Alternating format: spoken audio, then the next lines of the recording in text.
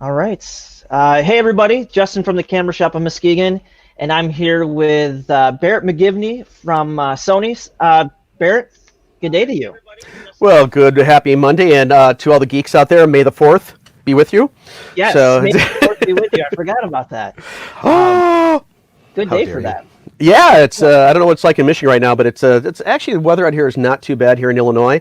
It's a little on the cooler side, but a little overcast, but the sun's been peeking out. But other than that, pretty nice. Yeah, it's actually really beautiful here. I think it's blue skies, which is something we haven't seen in a long time, and they're talking snow at the end of the week. So hey, We're getting the same thing. it's just terrible. Welcome to spring, Yeah. It's just so confusing. And like I know you can get snow well up into June, but man, it's just crazy. By the way, Kathy Mizzy says hello, Kathy. Thank you for Well, hi, joining Kathy. us. Welcome. Thanks for joining Um, us today on this beautiful Monday. yeah, we're really happy to have everyone with us. And for those of you who are tuning in, what we're doing is I don't know if you can hear me. I can hear Your you. sound dropped out. At least I cannot hear you. Can you hear me? I can hear you. Yes, yes. Um, okay, hang on. Let me see if I can fix this. Hold on. I'm gonna try something Uh, here real quick. Yeah, can everyone hear me? Just asking people, can people hear me? Still nada. I'm asking. Welcome to Monday, gang. Now you know it is one. So, all right. I still cannot hear you. Let me. I don't know if it's on your end or my end. Let me see if I can find some headphones. Maybe I'll plug directly in. Sorry, folks. I don't know if it's Okay, not so a good first time doing this with Camera Shop. it's on your end. It's on your end. Hold on a sec. Let me try something real quick. Bear with us, everyone. It's one of those things. When you go live, you never know what to expect with a live broadcast. Okay, yeah, yeah. Can you hear me yet, All Barrett? right, hold on. Give me 1 second, guys. I'm going to see if I can find just something I can plug directly into the. Well, let's just do this.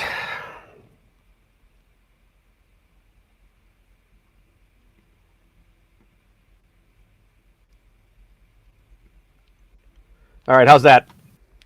I can hear you. We've been able to hear you this whole time.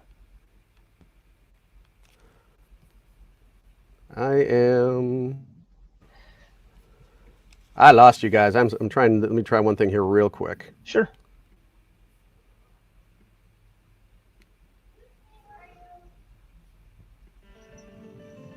All right, can you hear me? I can hear you. Yeah. There we go. Okay, sorry about that. I decided to go figure when in doubt, go back to internal speakers, and hopefully at least the mic still sounds good. Audio for you guys, hopefully it'll be better. So sorry about that. Due to technical difficulties beyond our temporary control. So Yeah, I don't think you have to worry about it. I mean, the only thing now is just we have a little bit of feedback on your end, but that's not a big deal. sorry. No, it's okay. And thank you guys for working with us this trying to get the technical things ironed out. But Barrett has been so gracious to join us this Monday to do a Facebook Live because hey, Barrett, what are people doing now that you can't go to stores physically? Like how are you adapting to the work environment? I need to get out of my house. I'm going crazy. No.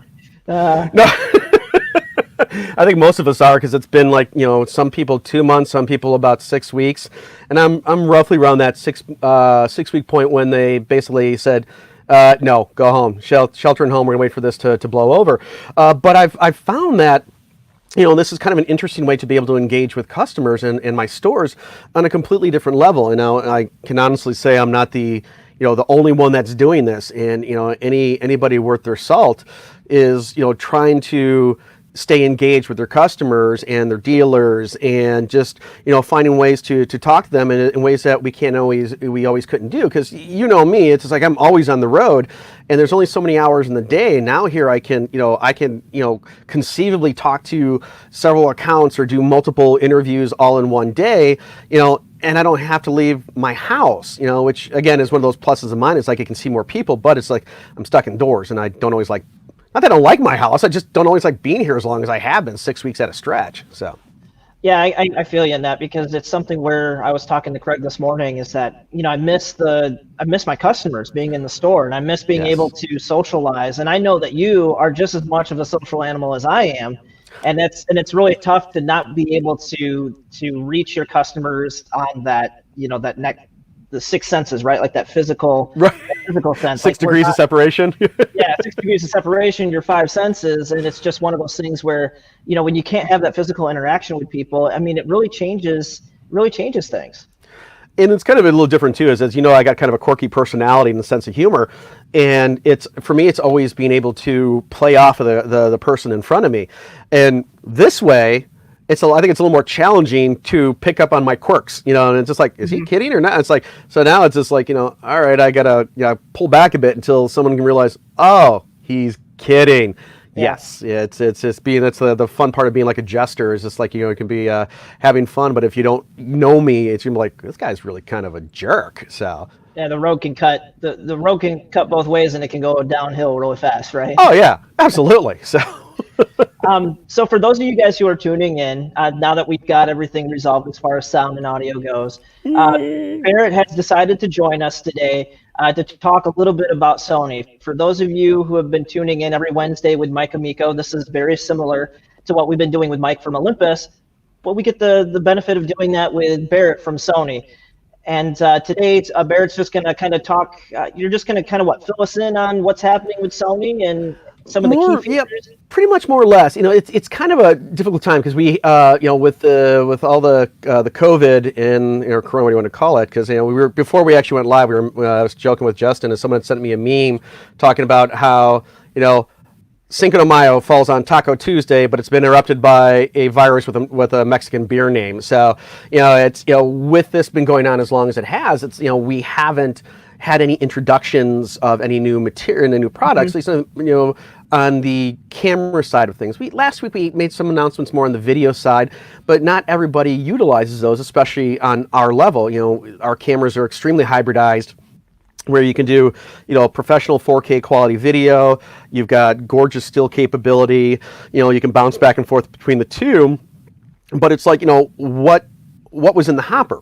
I have no idea. So I've the stuff that I've been doing and engaging with customers in Q&As like this is everyone's like, well, when's this camera model coming out? When's this one coming out? What's the news? It's like, well, that's just internet fodder for right now. If there is anything along those lines coming, I will find out when they tell the rest of the world, because that's just the way not only Sony plays it, but all the other competitor companies play it too. Is just they don't really. They try to keep that information close to the vest, because one is you don't want to tip off your competition as to what you're doing, and two, it's just like it can be a really cool game-changing event as whatever comes out. For me, one of the biggest, I think, game changers in my time with Sony was 3 years ago with the A9, the original A9. I mean, just the things that it could do 3 years ago with a stacked sensor and up to 20 frames per second and 20 frames per second silently, virtually eliminated banding because that stacked sensor, and you didn't minimize any kind of rolling shutter effect when you're doing video, and 60 calculations per second, dual card slots, bigger, more powerful battery, and just seeing how that kind of started to set a trend for the cameras that were released afterwards. Let's see, about 6 months later, we introduced the A7R3, which was, now you're talking 42 megapixels with dual card slots, touchscreen, all these new features. And then every generation, even on the crop sensor cameras, watching how that progressed as well as to new and amazing features. So for us, it's just like, how badly, how far back did it push what was supposed to be coming? Because somebody knows, and it just ain't me. That's way above my pay grade. And just so everyone else knows, with talking to Barrett today, with kind of the things that we're going to cover, the new, kind of like what's new, which we know there's not much new because of Corona happening, but it's just kind of getting a feel for what Sony is doing and what we're looking at as key features. We're also doing open Q&A. So if you guys have any questions for Barrett, because we'll be live until about 3 p.m., We invite you to ask those questions. And in fact, Barrett, we've got our first one. We can kind of start right away. Is that we're doing this for you guys, for your benefit. So don't be shy. Throw in your questions. Between our discussion between Barrett and I will try to slip these into the conversation. But again, this is all for your benefit. So if you're ready, Barrett, I've got our first question for you. Fire away. Okay, Bethany Joy says, I have a question. I have a lens for the Sony a7 II that will cause my camera to have an error and tells me to shut off my camera. Any idea of the problem in the lens or the camera? It doesn't happen with her Zeiss lens. Okay, so one of the first things you want to make sure you do first, Bethany, or Bethany Joy, I'm not sure which one you go by, but Bethany. Bethany, okay, I just want to make sure. My name is Barrett. I go by Bear, so it's one of those fun things. So with that, Bethany, is make sure your A7 II has the most current firmware. That's the internal software in the camera itself. And you can check that by going into your menu system and go to the last tab at the top, which is your setup menu. And it's usually on the last page of that of your options. Usually, I think on the A7 II, there's 7 pages. And you'll see it says version. Now check out your version on that one. On the A7 II, 4.01 was the first number that popped into my head. As we're kind of typing, I'm going to slide over here real quick to my trusty computer and see what it says, because I can do that off to the side. But also, besides doing the firmware update on your camera, you can also do firmware on your lenses. So if you go to esupport.sony.com, so esupport.sony.com, you'll go in there and you will type in at the top where it says, welcome to Sony Support. You can either type in A7 II or ILCE or A7M2, and it should bring in a little drop-down window for you. And looking at here right now, it is a little slower on the internet because we're all having a lot of fun here. Now, real quick, if you pop in the true, what lens are you working? Yes, I was correct. It is 4.01. What lens are you using that you're getting that error on? If you can pop that into Justin, because maybe the lens needs an update as well. And what these firmware updates do is improves the performance of the camera. It can actually add features, which is what we did last year with the A7 III, the R3, and the original A9. We were able to update the cameras. In the case of the A9, the number 5 firmware version for the A9 basically turned it into a brand new camera. It was basically an A9 Mark II without being that designation, because that came a little bit later last year. And with that, it'll take care of those problems. Now, it could be the contacts on the back of the lens have gotten dirty. So it's not communicating with the camera properly. So you can try, bring it into the store to Justin. He can check them out to see if that's the case. And it could be maybe, and don't know if this happened or not, but this is, trying to eliminate the possibilities, and whatever is left over, no matter how improbable, must be the truth, which is just the Sherlock Holmes adage, is maybe the lens got damaged and there's something wrong with it. It has to go in for service, which I'm hoping it's not. So, but if you go through and make sure the firmware update on both the body and the lens are up to date, and if you're still having the issues, you bring them to Justin. He's like, yeah, nope, it's got to go in. You can take that next step. And depending on what lens it is, with your A7 II, it's like, maybe you want to upgrade the lens. Maybe that's the excuse you've been looking to upgrade it. Just curious of what lens it is. And once I know that, I might be able to make a suggestion that will go really well with your A7 II. Because Justin and you and I have had this conversation where, to me, the most important thing are lenses, because that's what gives you your image.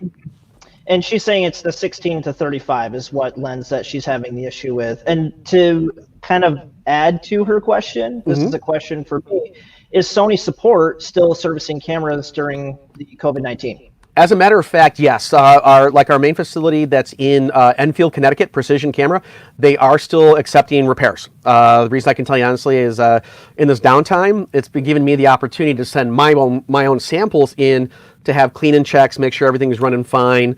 And as a matter of fact, like this week, I got to send in round 4 because I've been breaking down my stuff because I don't want to send it all off at once. Because I'm doing stuff like this, and every now and then I might just reach off to the side and pull a camera into view, and I don't want to be going, okay, shadow puppets behind here. Here's the camera, what the lens looks like. So yeah, but Precision Camera is still running and doing cleaning checks and repairs, and they're following all guidelines to make sure that everything's taken care of. They're disinfected when they come in, they're clean and check, and they're disinfected before they go out, so you're covered. Okay, and that's good because I know that I wasn't sure how camera companies were kind of approaching their service with cameras. You know, most shops are closed to the public outside of Yeah. curbside pickup now. So it's very helpful to know that you can still send in your cameras for service. So thank you Oh, for very answering. welcome. My pleasure. Yeah, and she's saying that it's doubtful that it's any damage since the beginning, but it'll she'll do the updates and see what happens. So what I Awesome. would say, Beth, is beyond that, bringing it into me, I'll see the same things you're seeing, and so my direct path to success after the firmware update attempt is to contact the customer repair support, see what they say, and then they'll probably set you up to send it into the repair advocate, which is Precision Repair in Texas, and they'll get you rocking and No, rolling. actually, Enfield, Connecticut. Oh, Connecticut. Yeah, Okay. Enfield, Connecticut. Yeah, Precision Camera in Enfield, Connecticut. But also, too, is I'm going to share this with you guys. If you do send it in, they've got a promotion going right now, like 15% off. It's like 15 spring will get you 15% off the repair. Nice. If you have to pay for it, if it's outside of warranty. Yes, exactly. If it is outside of warranty, use the 15 spring, to save a little bit of money on it. But if you're within 1 year, 1 year is the normal warranty service from Sony, which covers parts and labor. If you go swimming with it, you bury it in a sandcastle, you're testing Newton's laws of gravity.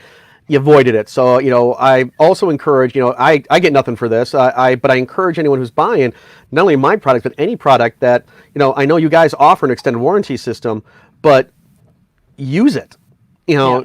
It's cost, remember there were people, well, I'll put it under my homeowners. Well, the problem with homeowners is what's your deductible? And not only that is once you make your claim, your premiums go up. And a lot of times the warranties actually have added service besides that. It's not here to be a commercial for them, but I work photo retail. I've seen every horror story when it comes to cameras and accidents. And when like retail associates like yourself are offering it, they're looking out for you is what they're really doing. It's not just to bump up the sales bill. It's accidents happen. This is going to help give you peace of mind. So again. And Bethany did say, "Thanks, Bear. I appreciate you." At least someone does, and I thank you. And to add to that, I know you're not making an infomercial, but we do offer a thing called ADH warranties, which is accidental damage, unintentional abuse warranty. They're typically 10% of the value of the camera or the lens. And as long as it's purchased within 30 days, the warranty is purchased within 30 days of the product. It doesn't have to be purchased from us. If you bought a camera somewhere else and it's brand new and you've got the receipt and it's within 30 days, you can bring it to us, and it's basically 10% of the value of the camera or lens. So if you buy a camera for $500 or less, it's a $50 warranty to cover you against anything you can think of for 3 years. So it's water damage, liquid damage. You drop it, it breaks into 3 pieces. I mean, it's really nice. So if you spend $2,000 on a camera, about $200 got you for 3 years for anything you can think of. And if you really think about it, if it's $200 for 3 years, that's less than $70 a year, and you're like a little over $1 a week. I mean, come on, most people spend that in a week alone at some chain coffee place. So to me, it's just an investment in your gear and protection. I mean, geez. Yeah, I put mine away. Mine's just actually a very tall one that's Game of Thrones. It says I drink and know things. So.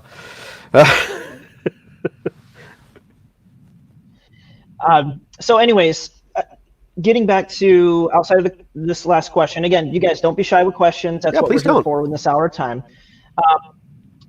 So keeping up with Sony, is there anything new, Barrett, that we should know about? I mean, I know not new, but roughly new. I know like the A7 III is kind of like, it's in stride. It's a really great camera. You got the A7 IV that just came out before all this happened. R4. And that's really exciting. R4. I'm sorry. Don't do that. Because your mouth is writing checks your body can't cash, and I got to deal with that after a fact. Thanks, bud. No, you don't. We're okay. We're all gonna be okay. Yeah. So it's towards the end of last year, we did release. Actually, last year alone, we released 5 cameras. We made the announcement in January of 2019 of the A6400, which was our I would consider the middle of the road APS-C sensor size camera, and it introduced a lot of new features. One of them was the real-time tracking. And so that is, it in that point when they did that, they upped the amount of artificial intelligence to help track a moving subject. We used to have 3, but with the announcement of the 6400 and this new tracking system, we upped it to 5. So it's using the eye, the face, color, pattern, and distance to grab on to your subject and stay focusing on them. And we also announced that, even before that, we announced a few months before at Photokina in Cologne, Germany in September of 2018, that we were coming out with 12 new lenses over the next 2 years. We were working on animal eye autofocus, and it was one of the things that we kind of announced that, yeah, that's coming. Animal eye autofocus is coming, and obviously it's here now. But it was one of those things where we also introduced real-time eye autofocus tracking. Previously with the eye autofocus, it was a custom setting. You had to set it to a custom button or buttons. You can assign it in different places, and then when you press that button, you would tell the camera to override its normal focusing point and focusing setup, because you're going to be shooting a portrait. So therefore, it's like look for the face, look for the eyes, and look for the eye closest to the camera, and focus on that, making that the sharpest plane of focus. And so it basically was a 2-button system. It's like 1 to activate and 2 to actually, to complete the shot. With the real-time eye autofocus it's on right off the bat. So all you have to do is push the shutter halfway down, camera kicks into gear, and it starts looking for the eye in the face. So as you can see the little green box right on the eye. And then, it gives the photographer the chance to focus on composition versus is my focusing point on in the right spot. And when you're ready, just push the button down. And then that actually got translated and even transferred over to the A7R3 and the A7 III in April of last year. So those 2 cameras didn't get the full autofocus system like the A9 did, but it did get probably one of the most key ones, which, me being primarily a portrait photographer, I got the best feature for my needs, which was the eye autofocus, the real-time eye autofocus. So it's, we keep adding on to it. So we just keep evolving. And then later in the year, we also get the animal eye autofocus, and other cameras got the animal a little bit later on. And now you can, do cats, dogs, horses, other types of animals, kind of bringing me back to the whole Game of Thrones. One of my sales associates when I was traveling was showing me how that would pick up on the dragons from Game of Thrones. So I know it's May the 4th. Sorry, Star Wars fans, but, if I can bring something in from the other geekdom side of me, I will. And it did that as well. Now, it's still in its infancy. And if you've been familiar with the eye autofocus on how it was when it first came out to where it is now, it has been leaps and bounds in involvement. And the animal one's just going to get better. It's really cool and really amazing now, and it's just going to get better. Well, and that's the thing with AI technology and better processors in the cameras. As you start to adapt and have computers analyze data of different images, and they're looking at what the pixel data is registering around an eye, they'll further incorporate all the billions or trillions of photos into that, and you'll be able to get a better processing and autofocus as a result of that. So I can just see that getting better. And to add to your "May the 4th be with you," that would be a tongue, a womp rat, or a rancor for your eye autofocus on the animals, Star Wars animals. So I'm gonna geek out on that one a little bit. Yeah, hey, well, if this isn't fun, why do it, right? So let's have some fun while we're doing this stuff, and let your geek flag fly. Nothing wrong with it.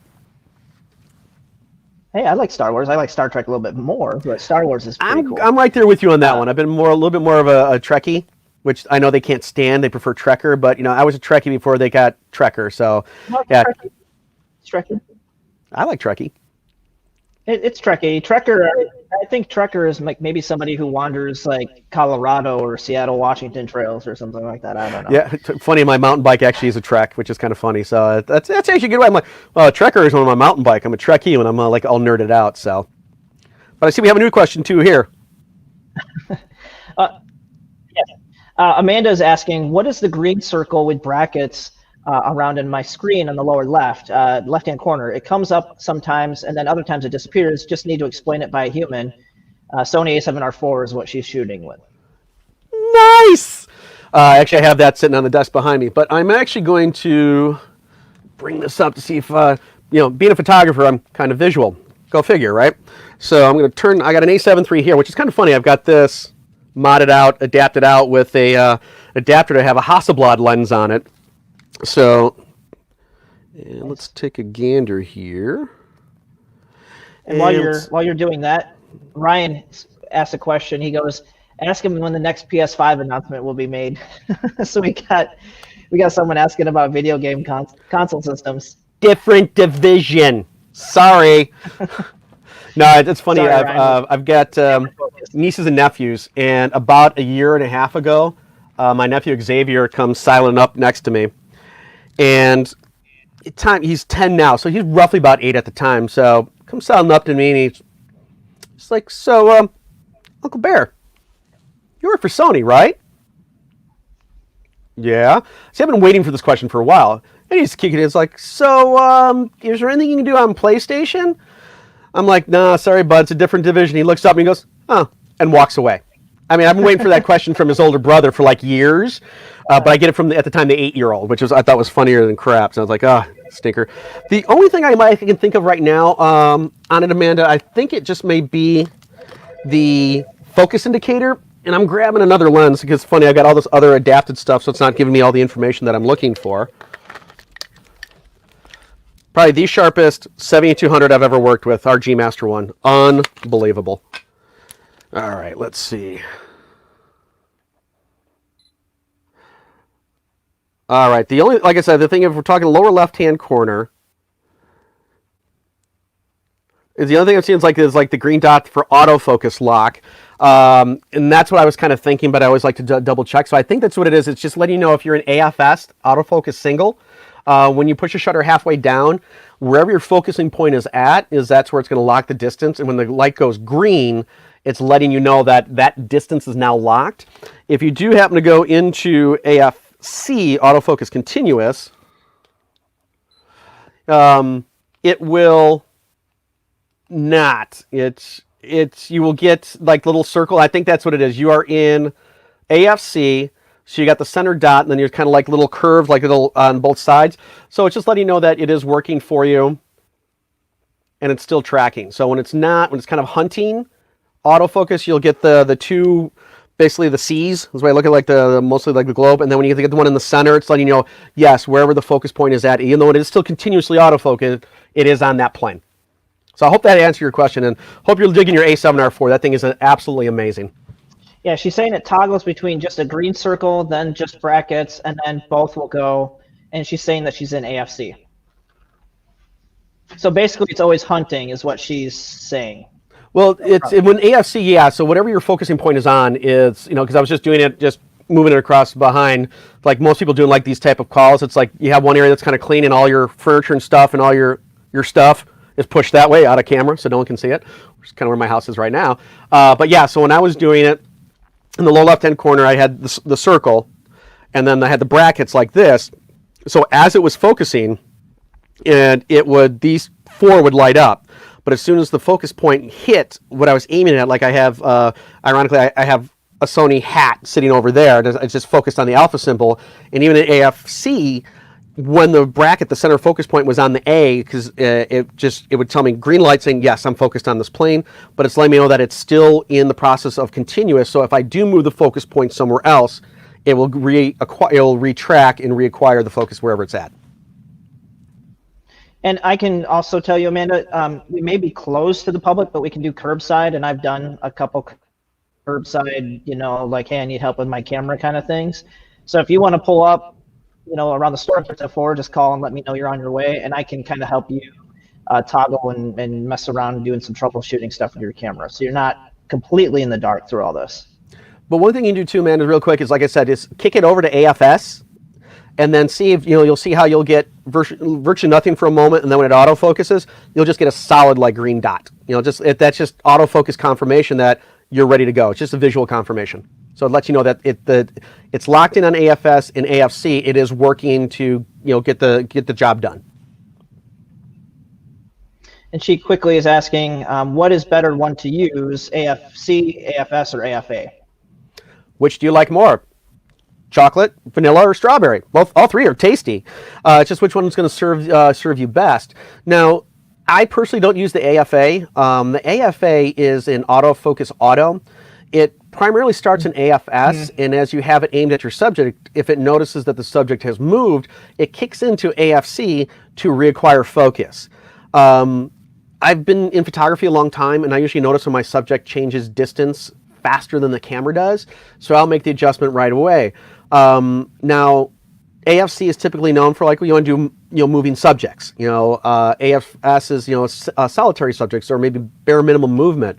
Ironically, I do a lot of my portrait work with AFC, letting the camera just continually autofocus, especially because if I'm shooting at a wide open aperture, so say I'm shooting with one of my favorite lenses to shoot portraits now is the 135 1.8 G Master, is at 1.8 my depth of field is very shallow. And we all have a natural body movement, so if I'm trying to shoot at 1.8 and I'm trying to focus on the eye, just my subtle movement of balancing on my feet or my subject balancing and moving can throw that plane of focus off. So with the AFC and the eye autofocus tracking, it's going to compensate for my movement and their movement, therefore I keep that sharp plane of focus on the eye. So it's just which one's going to do the job best for you. Yeah, and I would, to add to that, personally, when I shoot my landscapes or something, I'm typically using single autofocus because you don't want your focus moving in and out. AFA, never use. It just switches too much. It's a hit or miss, and your camera doesn't really know as well as you do.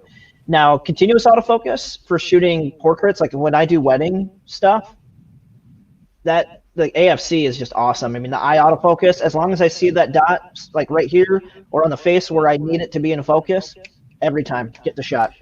Yep. Excuse me. Yeah, and one of those cool things too about the Sony cameras is, when cameras have, we used to say even not that long ago that mirrorless was the future. Well, mirrorless is now the present. Sony alone, about a year or so ago, forced 3 companies to go full frame mirrorless because of what we were doing. And when you take that mirror out, you're actually introducing new features because you do not have anything blocking the path of light or the image hitting the sensor. You don't have a mirror doing this and then the shutter opening up. You got the image going right to the sensor.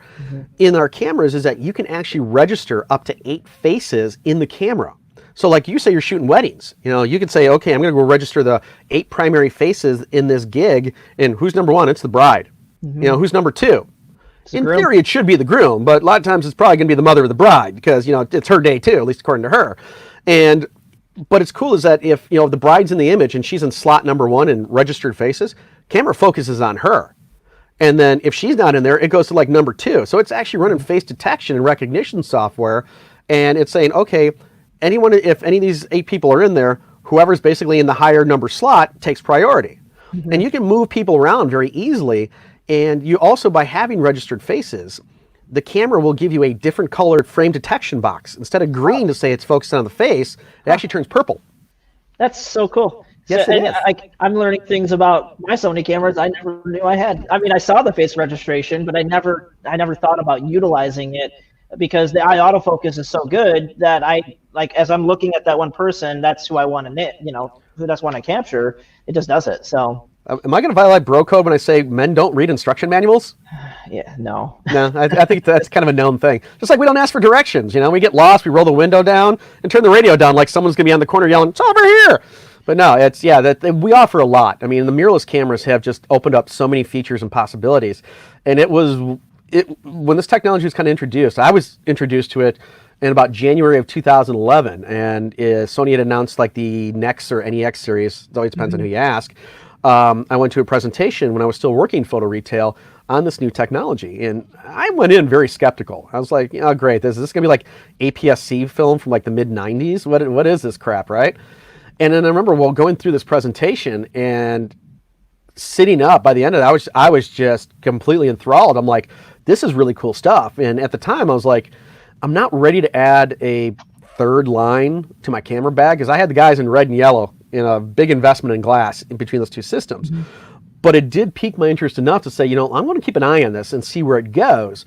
And down the road, let's see what happens. And then, fast forward 5 years later, it's just like, I'd almost bought into a mirrorless system for the job that I had, left the job where I didn't need to spend the money, and then freelance for 4 months. And then next thing I know, I've got a job with Sony as a tech rep and just got all these toys to play with. And just that 5-year change, seeing how that evolvement in technology just progressed, and it just keeps getting better and better. And I want to keep on going down the road of like what are the key features of Sony? We already talked about, with it being mirrorless, we've got the eye autofocus and we've got the lock-on focus, and we talked about the face registration. But I didn't want to leave this question behind. Bethany also asked, what's your best lens recommendation for shooting weddings? I'm looking for something in the focal length similar to 24-70, low aperture, open to other suggestions. No, I'm going to validate with the way you're going. When I shot weddings for about 25 years. I am older than I look or act.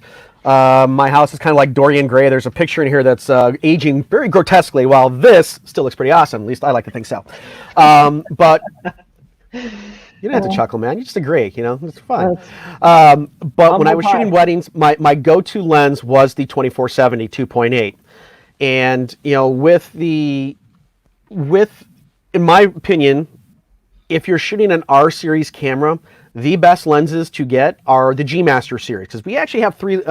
Technically, it's four, but the three most commonly known line of lenses we have are our G series, our Zeiss, and the G Master. And really quick is, if you don't see the the Zeiss symbol or the GM on there, it doesn't have designation. It's more affordable lenses. You'll typically find those in the kits, like the 1650 and the 2870, and they're not bad lenses, but we have better ones, and that's just the case. Those lenses are to get you started, where you can build up on them. Like the Gs, we inherited that nomenclature when we bought Minolta's photo division back in like 2006, and the Gs were like their professional level of lenses, and so we kept on to that. And so the G is also where you'll find some lenses where, perfect example, the 90 macro is one of the sharpest lenses on the market. And that's not me saying that, that's DxO Mark, who tests everything that's out there. And that's one of their highest rated lenses. We've got our 24-105 f4, which is an amazing lens. It's, some people, it's an f4. The Sony Zeiss, we design in conjunction with Zeiss, and we make it to their specifications using like their materials and T-Star coated glass. And we can't put the Zeiss emblem on there unless we meet their criteria. They've been making lenses for over 125 years, and the last thing they're going to do is they're going to compromise their reputation and their integrity, just to make a buck. It's, quality goes in before the name goes on. And then the G Masters are what we design and we make, and they are the highest resolutions we make on a more consistent basis in the respects is that there's a baseline for resolution on every G Master lens. So at maximum aperture, whether it's the 1.4-24, it's the 2.8 24-70 or 7200, or even the 4.5 on the 100-400, is that at maximum aperture, wide open, the resolution bare minimum is 50 lines per millimeter. So you're talking amazing resolution wide open, and as you start stopping down, it just gets better. And so if you're using an R series camera, which is a high resolution sensor, you're using high resolution lenses to go with high resolution sensors. So the pairing is just absolutely gorgeous. I mean, the G Masters are optimized for high resolution sensors and even future ones.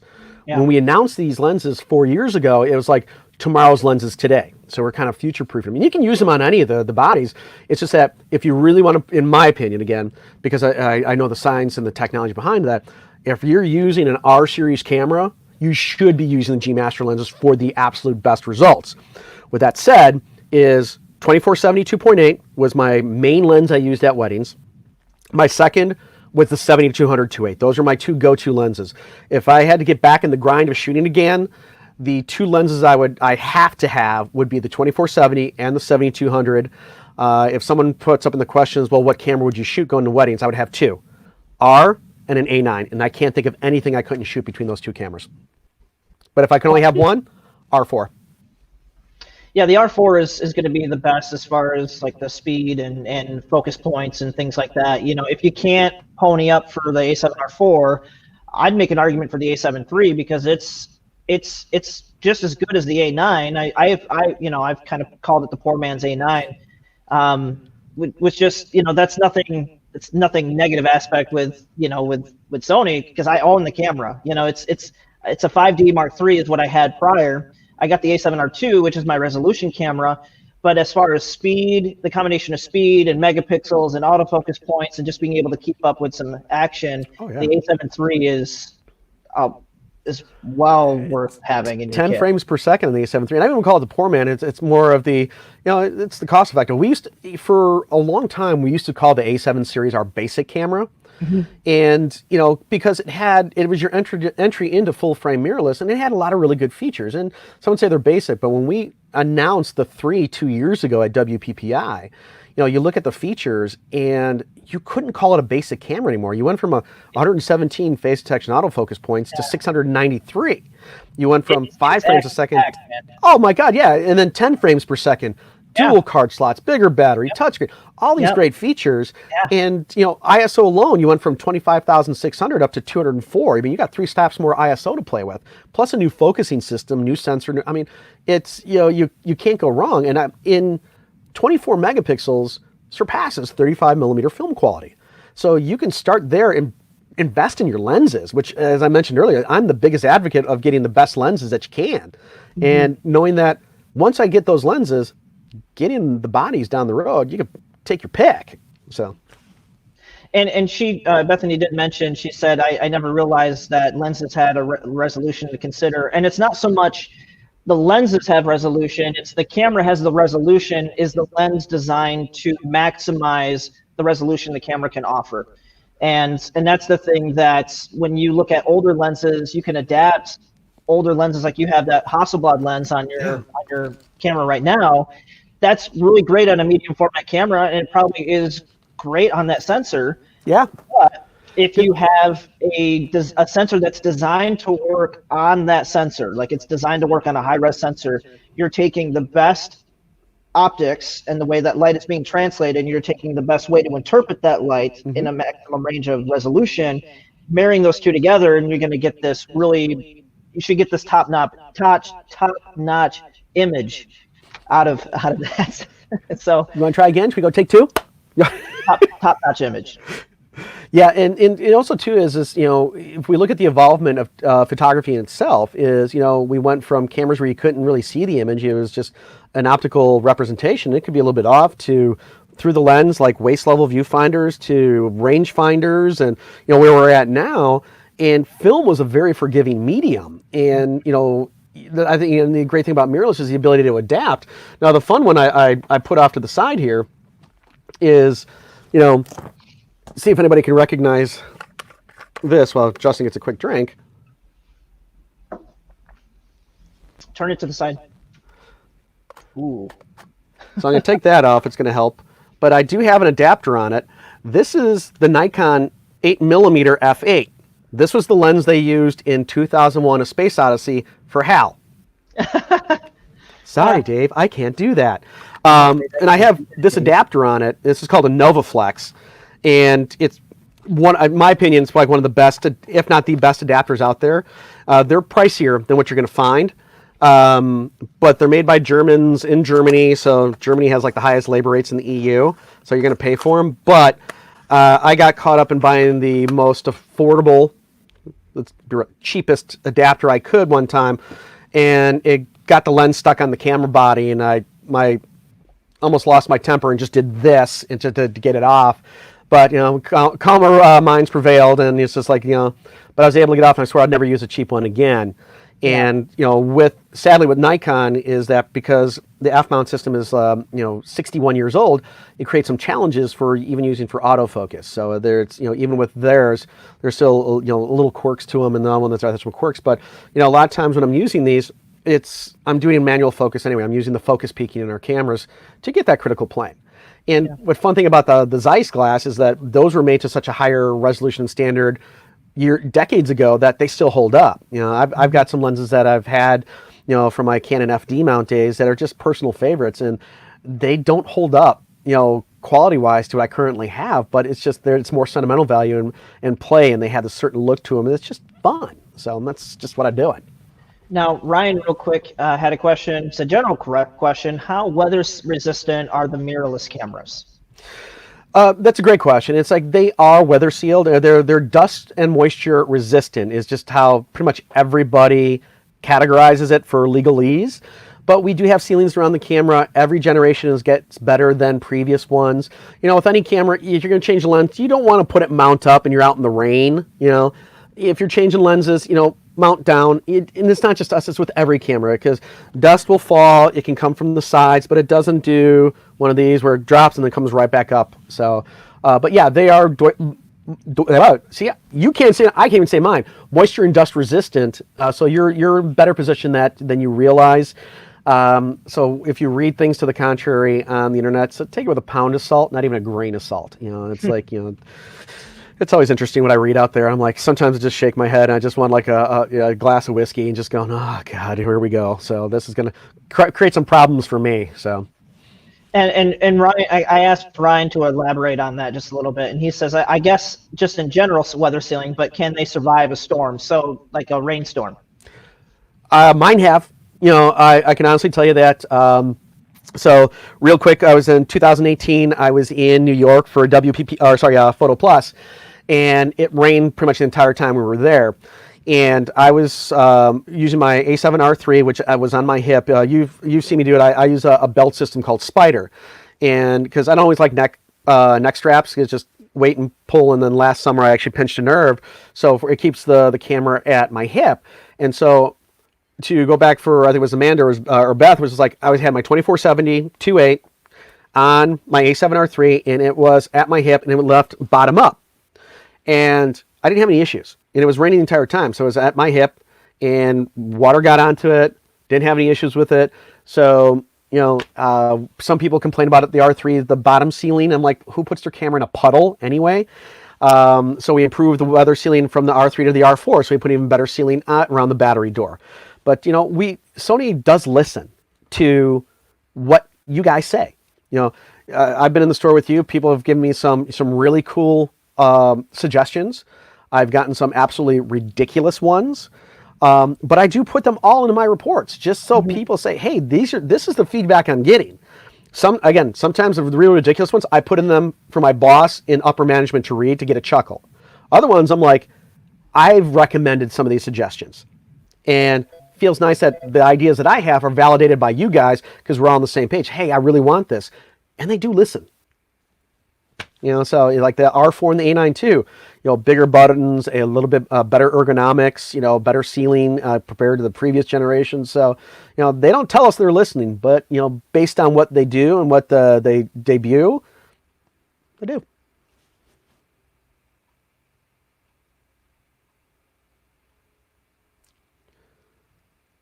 Hey, we're having an interview here. Is that Craig bothering you?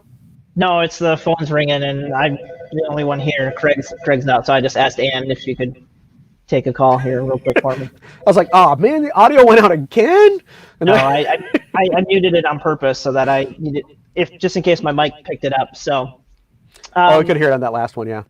Yeah, it's close enough. So, yeah. So like going back to key features, since we only have about 10 minutes left for any open questions or anything for our hour of time, and I got someone who is outside. So Barrett, I'm going to ask you a question. I'm going to have you do some talking while I take care of someone here real quick, if you don't mind. As you can tell, I can't hold a conversation. I can't expound about anything. So yeah, go ahead, fire.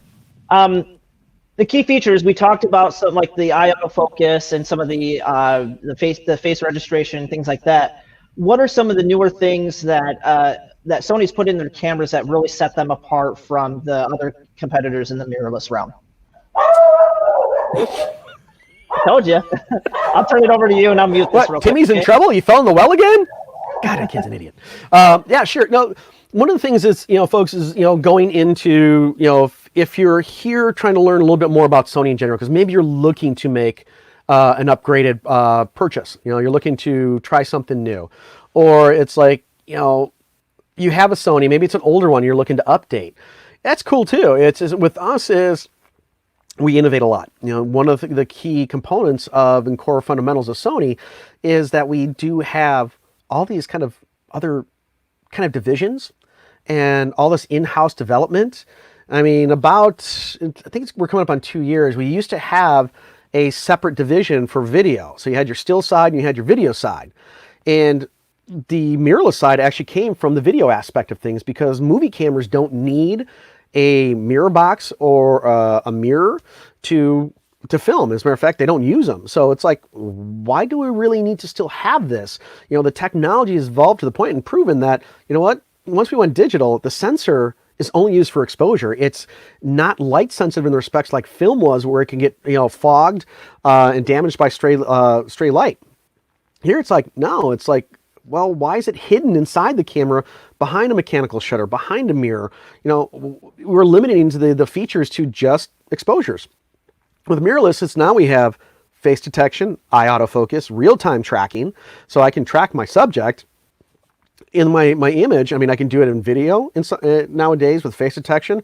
Our A7R4 now has eye autofocus in the video. It's the first of our cameras that can do that. Last week, we had an announcement on the video side of things, our full-frame camera, the FX9, was just given eye autofocus through a free firmware update. This is one of the things that we kind of pride ourselves on, is that we've added features to cameras, on like kind of older cameras, to keep them relevant and give them new features so they can last a bit longer too. Or the incentive to, it's like, I'm sure every generation we would love to see you buy a new camera, but let's be realistic. You're not going to do that every generation. There are some people who will chase technology, and there are others who are like, no, I want this to last because I've invested in my photography and I get great results, and I want to basically run it till it dies. So besides the real-time tracking, we've got the real-time eye autofocus tracking, which is very similar in the eyes. We also have, we're not the first ones to come out with, a touch screen, but it's nice that we can do touch focus and touch tracking. You can tell the camera which one you want to go with. Video alone, because we had that video side of things, and everything I've been told is that the video side plays real well with the still side, and they play together because they like to play together. It's not because mom and dad told them that they had to. It's where they've shared technology back and forth. So it's like just trying to keep it all in the same ecosystem and just helping keep Sony evolving and innovating. And, every time we innovate something, we push our competitors to step up their game. And when they step up their game, what happens? We have to step up ours. So we are always, everybody's always, challenging each other. And the person who wins is the consumer because they get new technology. So what did I miss? Anything good? Well, I gave out your home number, and let's see what else. It's my cell phone, so I guess 8675309, right? Jenny. Justin. Yeah. So we're just talking a little bit stuff like that, different things. So it's like with us too, it's like some of the new features that we put into is like with the cameras with dual card slots, our full frames, is that we've got, we upped the speed. We had one card slot that was UHS-1, which maxed out at 100 megabits per second. And then the other one was UHS-2, which can write up to 299 megabits per second. So you're talking extreme fast writing capabilities. And then once we went to the A9 II and the R4, we made them both UHS-2 card slots because now you can write at 299. And let's face facts, when you're dealing with an A7R4, that's 61 megapixels. Those are big files. Yeah. Even in compressed RAW, it's 60 megabytes. And in uncompressed, it's over 120. You got to be able to write that stuff fast. You don't want to get slowed down because the camera's writing. Yeah. Don't mess around like that. So Ryan had another question. With his question, going back to the weather sealing thing, I wanted to kind of touch base because I thought about this. Is that Bethany was asking about the repair on her lens, if there was an issue with her lens. If you're worried about the weather sealing of your camera, those ADH warranties that I mentioned earlier, the accidental damage or unintentional abuse, they do cover liquid damage. So if for some reason you got rained on and the weather sealing was compromised for some reason, or better yet, cameras are not made to be submerged unless it's like a tough camera of some sort. And if you were at Lake Michigan, since we're in the lakeshore here, and you get hit by a wave and the camera goes overboard and you can go in and get it out of the drink, well, the camera's toast. But these warranties cover you against something like that. So if it's rained on or it's immersed in water and it's not on purpose, then you're covered. And it's only 10% of the value of the camera. So the A7 III is $19.99 right now, Barrett? Yes, body only $19.99. Yep, so $200, and yeah, you'd be good to go. Basically a camera replacement, because they're not going to repair it because water damage you can't. Too much. It's too labor intensive, and the parts would be just ridiculous. So for $200, you get a replaced camera. You really think, like I said, it's roughly about $70 a year. That's like $1. That's like $1.40 a week, under $1.40 a week. Let's face facts. I mean, come on. Most people spend like, we'll do 2 or 3 like Starbucks in a day. I think you give up 1 in a day, to be able to cover your gear. Yeah, it's just worth it. I mean, if you're shooting a lot, or if it's part of your business, it just makes sense. And if you do a 3-year, it's like the 10%. If you do 5 years, which adds just 2 more years, you're just doubling it. So if it was 200, it'd be 400 for 5 years. And I would probably say something like that, I would definitely 100% do it on the lenses for the 5-year. I mean, as I mentioned, the cameras can last longer than that 3 years you're talking about, but you'll see camera technology. You're upgrading. Yeah, those will change every few years. Lens technology is much slower, but that's kind of one of the things too. Is Sony was kind of showing to everybody else is like, as sensor technology improves, lens technology and performance has to improve as well. I mean, we've got actuators or linear XD motors into our lenses that it's a new technology, and it pushes the lens extremely fast. It does not actually twist it. It actually moves it linear back and forth, and those motors are extremely fast and accurate. It's just unbelievable. Yeah, it's just got good stuff that you guys are doing. And what the A7R4, I don't know if you mentioned this, and like the A6400, those can do continuous video. Aren't there some cameras that can do? Yeah, true. I did not mention it, but yes, that is true. We started that with the A6400, and it's kind of ironic is that we really didn't tout that, and we didn't make that like a marketing or advertising. Mm-hmm. We let people kind of discover that on their own, and just had a big Cheshire cat grin on our face when it's like, wait, I'm shooting over 30 minutes. Yes, you are. So yeah, it's with the newer cameras, you do not have that 29-minute limit. And if you're really into vlogging and shooting, it's like, our A6600, which is our, top-tiered APS-C sensor, actually uses the Z100 battery. So you're looking at 2,200 milliamps of battery power. It does not have a pop-up flash because now you have the screen can flip up. So now it's vertical so you can see yourself if you're, doing your vlogging. And where the 6400 and the 6100 still use the FW50 battery, so that runs about 1,000 milliamps. But there's ways to cheat the system to where you can get extra battery juice out of it. But yeah, it's that was a very big thing in Europe, where if a camera did 30 minutes or more of video, it was not considered a still camera; it was considered a video. So it was taxed higher. And with the U.S., I don't know if we just followed that or if it's like whatever that tariff or tax was, it expired, and it's like we don't have to worry about it anymore. So you can actually have a lot of fun. Make your shorts.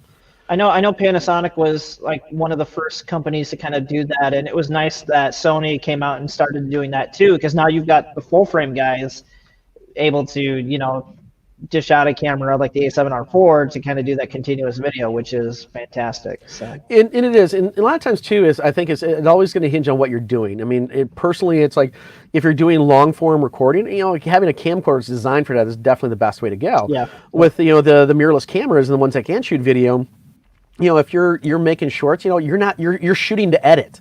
So you're going to be shooting in clips, and then you're going to edit it together. So if you're shooting more than a half an hour, it's like, pardon me, consistently. If you're using our, like the cameras for for B-roll behind the scenes stuff, that's fine, at least, and you can shoot it. But I'm like, I'd rather have a camcorder that's designed to do that type of material. But they're just tools, so how are you going to work with your tools? So yeah, the right tool for the right job, exactly. Absolutely. Now, before we close out, we got like 2 minutes. If there's any last lingering questions, here's your chance.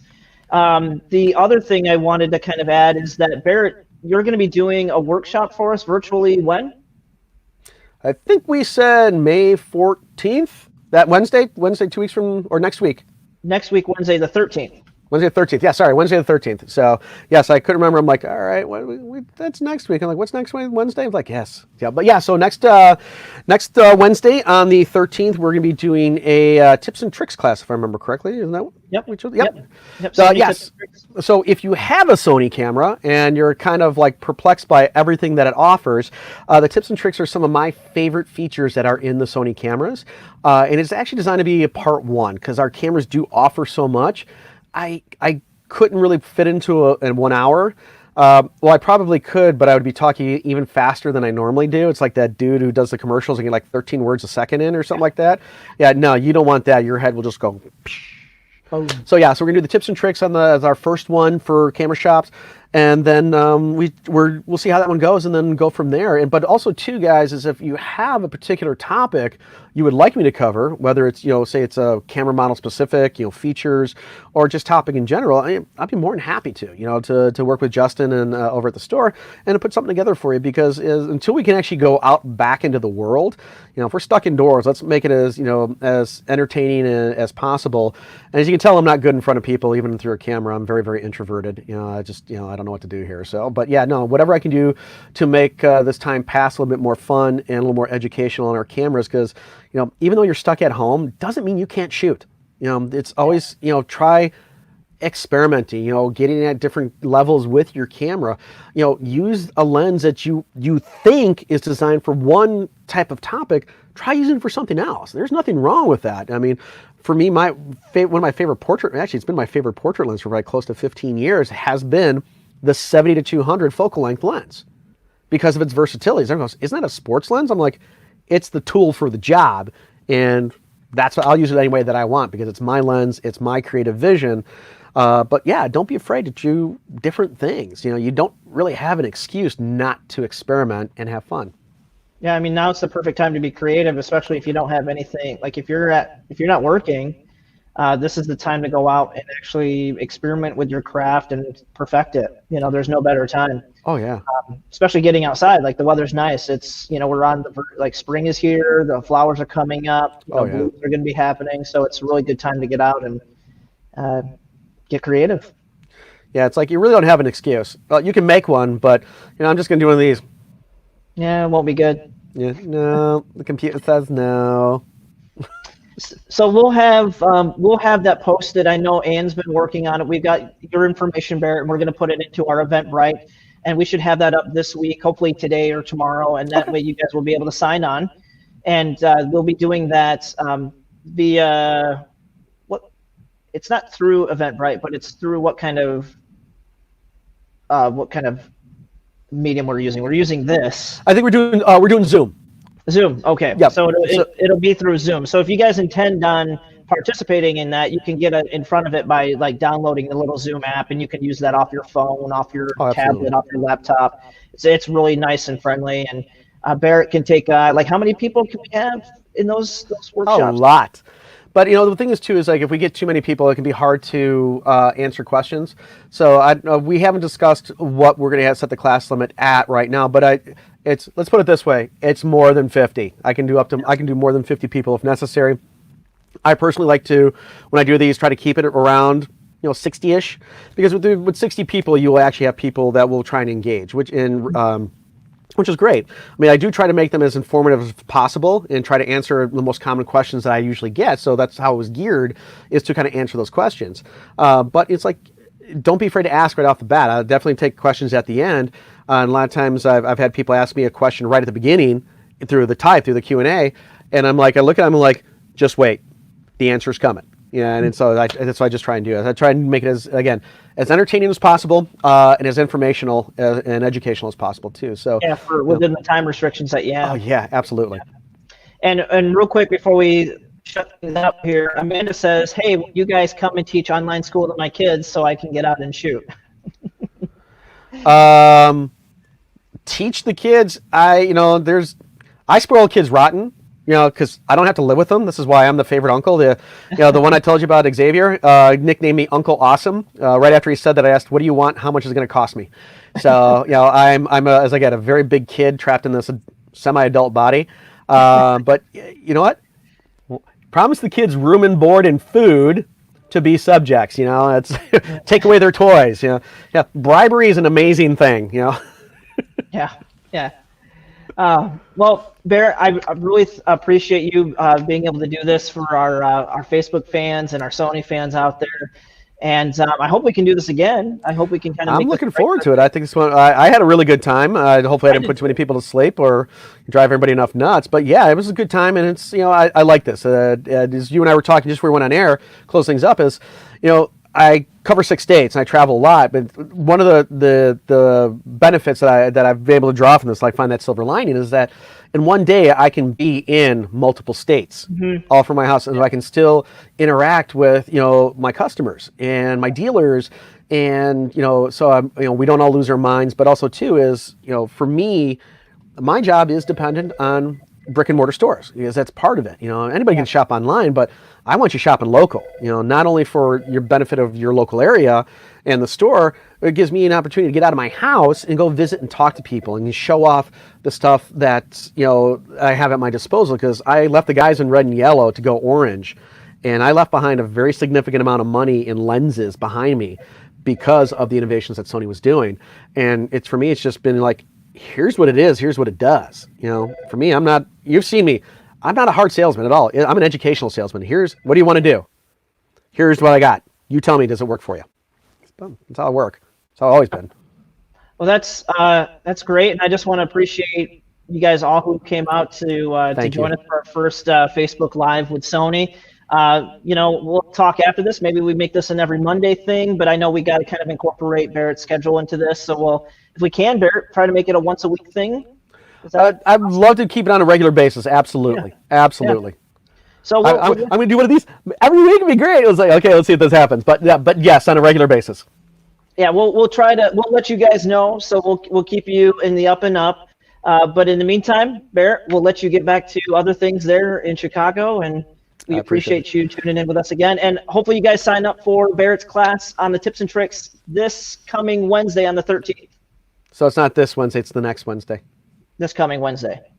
This following Wednesday on the 13th. Following Wednesday. We still have oh my God. You can tell it's a Monday. But no, folks, I also want to say too, is like Justin and I put this together in a very short amount of time.